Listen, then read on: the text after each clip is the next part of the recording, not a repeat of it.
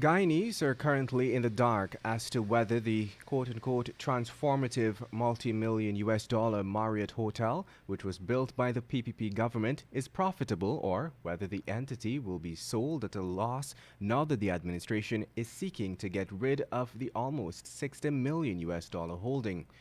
Former Finance Minister Winston Jordan says only the release of the hotel's financial documents will reveal whether the controversial project was a plus or a minus for Guyana.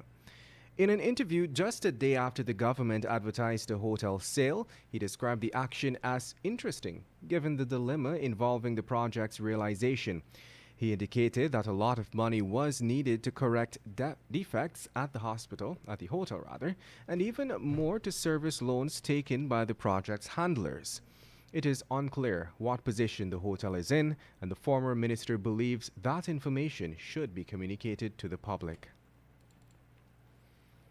In other news, American oil giant ExxonMobil Corporation had avoided paying corporate taxes in Australia for a decade. In fact, the company had said that it will only resume paying taxes in the year 2021 after recouping billions of dollars in investment it had made in the country. While the company was expected to start paying its corporate taxes last year, it was only in May of 2022, amid the high oil prices, that the company disclosed that it will resume paying its taxes for the first time in a decade. According to the company's website, ExxonMobil Australia utilized carried forward tax losses in 2021 and expects to resume paying income tax for 2022.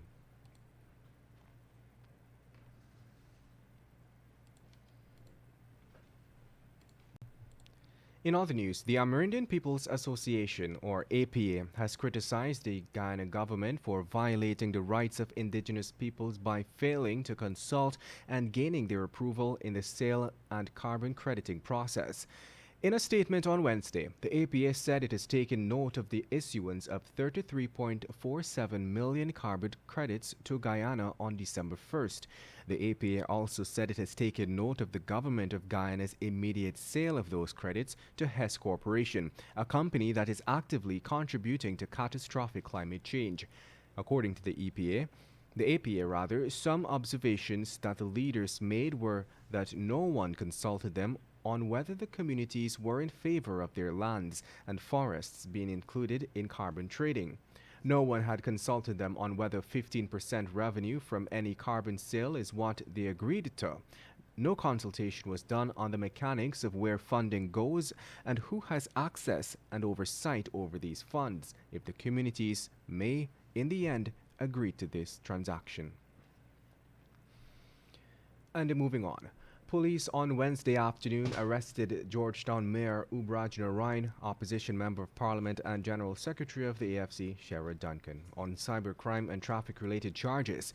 Narain and Duncan had gone there that evening to join vendors who were protesting the removal of their mobile food stands and other structures on the Newmarket Street by members of the Ministry of Public Works and the police. During the protest, Narain and Duncan had allegedly placed a wooden pallet across the road to block the flow of traffic. Cell phone recorded videos also captured the mayor lying under a truck to prevent it from driving off with some structures from that area.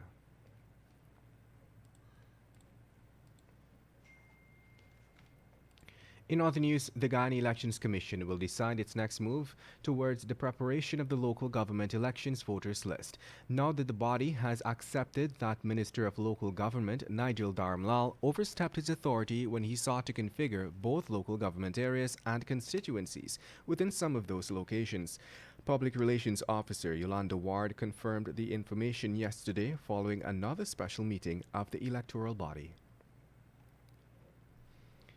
And in other news, the Director of Public Prosecutions, Shalimar Ali Haq, has discontinued the private criminal charges against 3 members of SOCU who were accused of unlawfully detaining attorney-at-law Tamika Clark. On October 28, the lawyer was detained by SOCU officers reportedly after she repeatedly advised her client, who was being investigated by the agency, to not provide any answers to the questions being asked and to remain silent.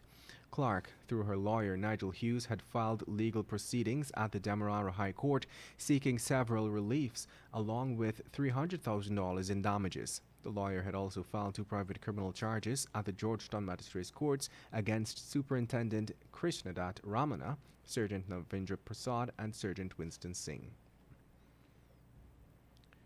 And just before we head to a short break, let's tell you that the APNU-AFC has condemned what is described as the politicizing of the Public Account Committee, or PAC, and other state organs. The party, in a message to mark UN International Human Rights Day and World Anti-Corruption Day, said the PPP government politicizes anti-corruption institutions such as SOCU and the Ghana Police Force. Further, the opposition said the government degrades or sidelines institutions such as the Commissioner of Information and the Oversight Parliamentary Sectoral Committees.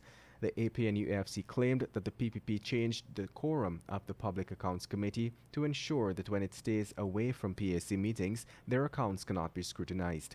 The APNU-AFC coalition emphasized that corruption is a plague that stunts economic development, impoverishes people, perverts the rule of law, turns public institutions into bribe-taking bureaucracies, deters foreign investment, and erodes democracy and human rights.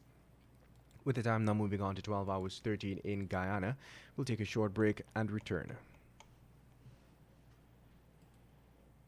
Have a contract? Well, why not call CARICOM General Insurance Company, Inc. at 121 Regent and Arnock Streets for the best rates for your bonds insurance today. Telephone 225-1787 or 269-0020. Wanting to protect your family during these difficult times of COVID-19 is natural. Stay at home, wash your hands often, and don't touch your face. Yes, Daddy. But are you doing these things too? And do you practice social distancing? Do you keep 3 to 6 feet away when you're shopping? Or at least stay an arm's length away in the supermarket? Remember, children learn from adults. So if you're not obeying the precautions, neither will they. We have to work towards the new normal together to keep our families safe and protected. Be part of the solution, don't add to the problem. Teach by example and do the right things. A message from the Child Care and Protection Agency, Ministry of Human Services and Social Security, and UNICEF. Welcome back. Let's continue with the news. During the recent opening of tenders, it was revealed that the Ministry of Public Works is looking to spend some $803 million to rehabilitate roads on the east bank of Demerara. Information received stated that the project has been divided into 3 lots and would take place in the Diamond to Grove Bypass Road area. A total of 13 contractors have indicated interest in executing the works. As reported, currently the ministry is undertaking rehabilitative works along the Grove Public Road corridor.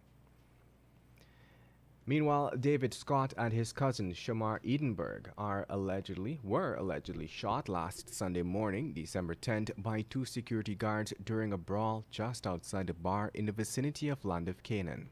20-year-old Scott said that he and 21-year-old Edenberg exited the bar around 2 hours on Sunday morning to relieve themselves and were trying to regain entry when they were stopped by a new set of security guards who informed them that they could not take bottles into the bar. Scott said the guards had apparently changed shifts. After explaining to the guards, an argument ensued which quickly turned into a fight after one of the guards pushed Scott. Get the full details in today's Kaieteur News. And a shooting at State House reportedly occurred this morning around 7 hours 30. According to information, a male of mixed ethnicity approached a security guard present at the time, saying, "I want the president." The man reportedly stabbed a police officer 5 times and took off with a stolen gun. The man then retreated to Carmichael Street, where he fired several rounds. Fire was returned and he was injured. The suspect and the rank were rushed to the Georgetown Public Hospital, where their condition is listed as serious. That brings us to the end of today's news at noon, but just before we go, we must read the page 7 of today's Kaieteur News, dedicated to being blunt. Mention the Marriott, and the next word is money. All the words following are the same. Money, money, money. It is not for the Guyanese taxpayers, wrong end of the stick again. Why sell a business, Marriott, that is profitable?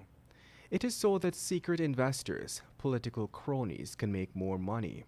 They can bid for oil blocks and make still more money. Political snakes, commercial rats, profiteering traitors, cunning, costly criminal.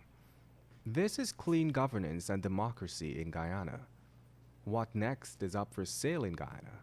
What else would be left to sell by the time the PPP government is done? Want value for your advertising dollar? Then place your ads on Kaieteur Radio's newscasts. Streamed live on 6 different mediums, reaching hundreds of thousands. Advertise today and watch your dollar grow. Call us on 225-8465 or 226-8210 today.